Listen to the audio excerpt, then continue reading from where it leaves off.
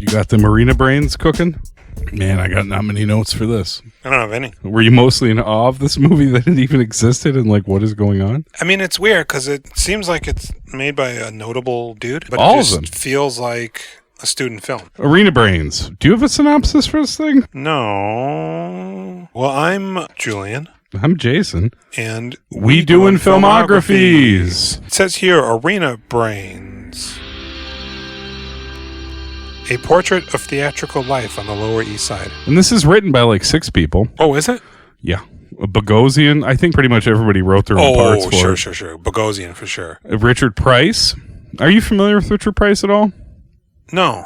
Okay, Richard Price is an amazing novelist. He wrote Clockers, which is the Spike Lee movie. He wrote the novel for that. I've read several Richard Price books. He does pretty good crime novels, some of them much better than others. Okay. I finished one within the last year. Oh, good for you. He's the other main character in this. The guy with the pudgy face. The guy who's talking to Liotta. Oh, in the very beginning? Yeah. God, I hate him. Yeah. Well, that's because he's a writer, not an actor. He's just around the art scene. Yeah, he's a terrible actor. You really are a pain in the ass to talk to sometimes. Anytime anybody ever tries to say anything serious to you, you get threatened. Everything degenerates into a joke.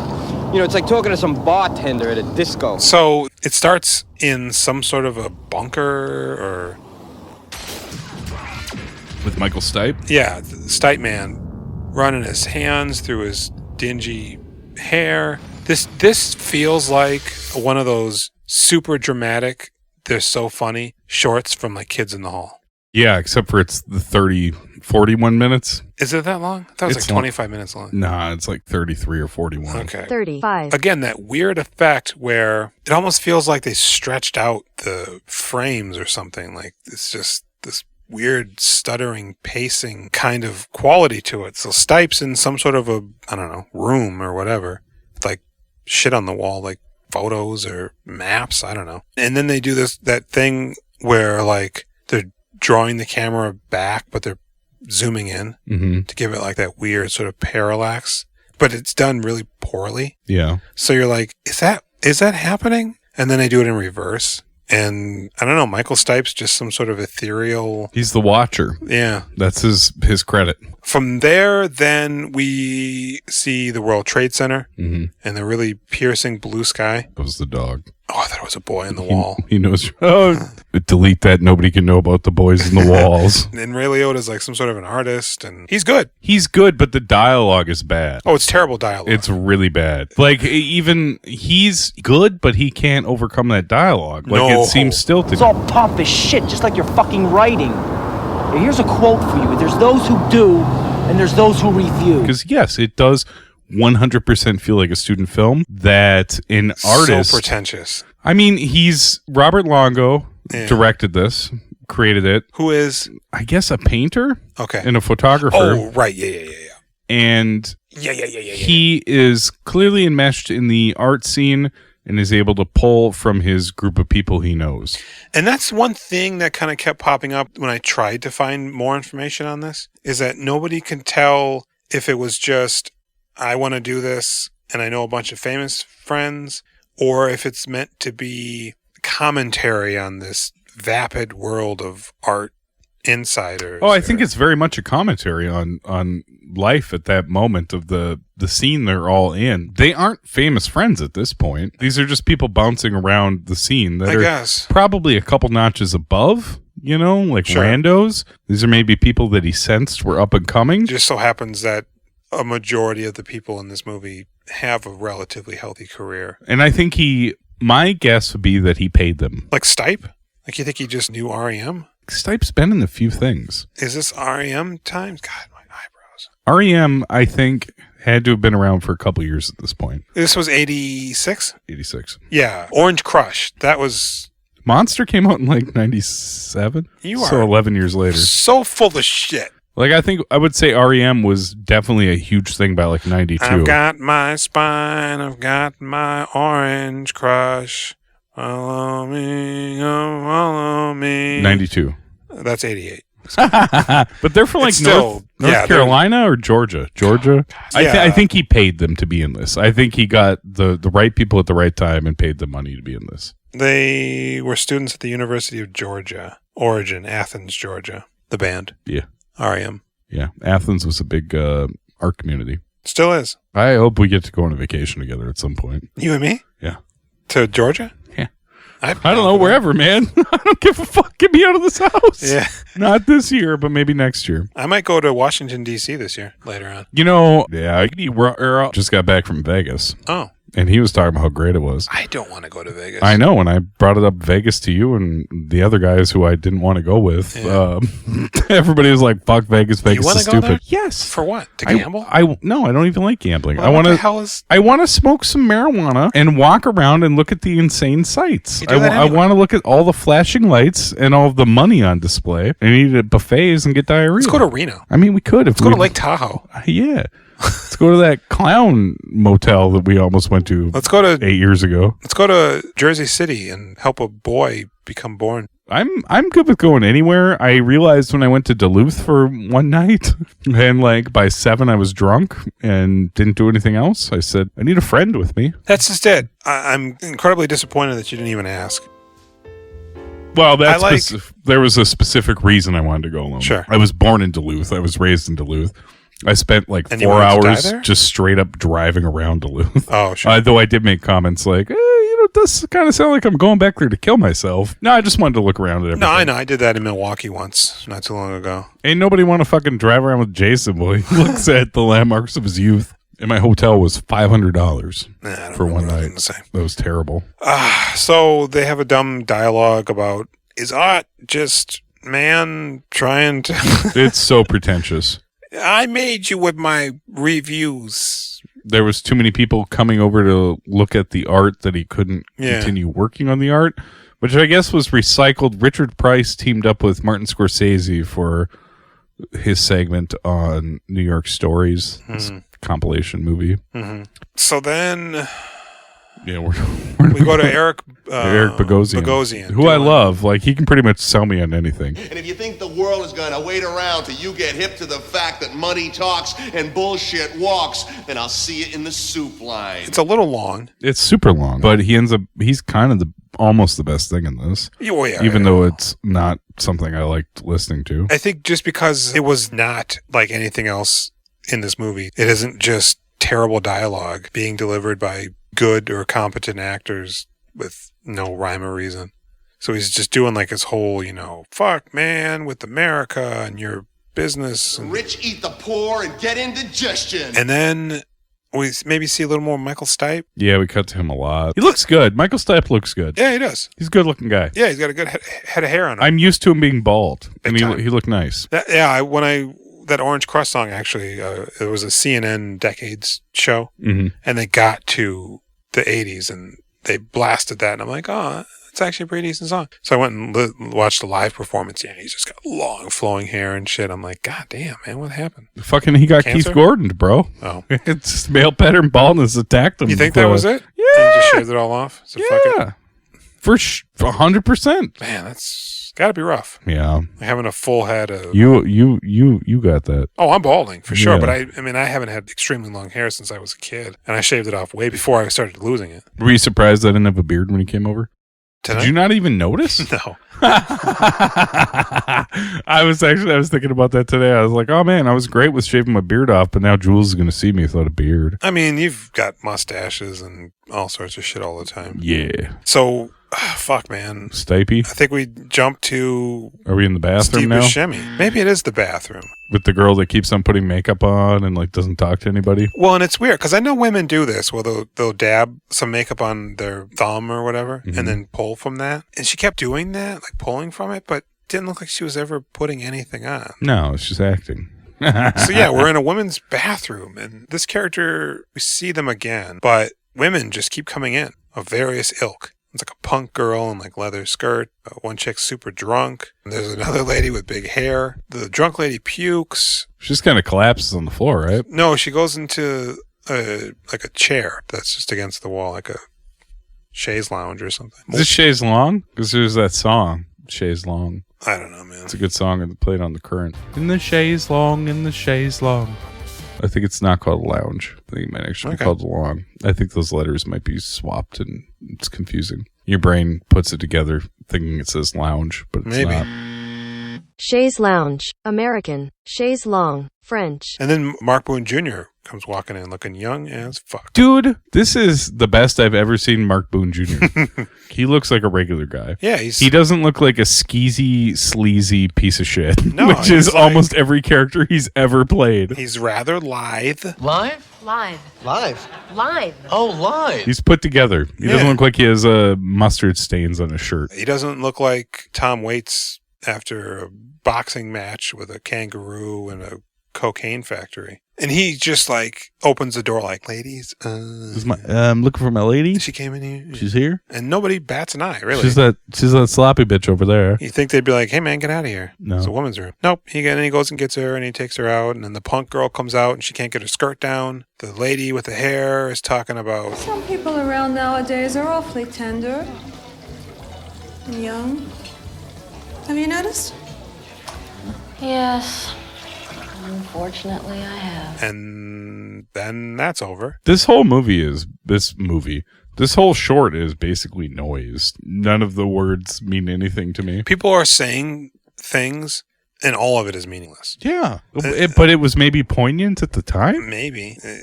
Much like Without Limits, this seems like a comical parody of art films of the 80s. Either right before that or after the bathroom scene, we see Steve Buscemi and some other guy. Yeah, I wonder who that other guy is. I meant to look him up. They're like trying to steal a car radio. This is maybe the best part? This feels like something from a legitimate movie.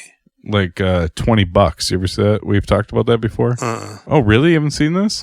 Oh, it's an ensemble movie that follows a $20 bill and the people that end up with it. And Steve Buscemi's in it. Like I After think Hours? is like a... Sure. But it's all vignettes. Sure. But like I think Steve Buscemi's in it as a criminal that maybe gets killed over the $20. But yeah, he's trying to steal the stereo out of the car. You can steal any stereo, right? That's what he keeps telling his the guy's buddy. like, I hear these cars, they got these special security codes in them, so you can't steal the fucking radios. I steal this fucking radio. That's not what he sounds like. I fucking love that. This isn't about drugs or money, man. This radio is infinitely more important than you are. At least it has a purpose.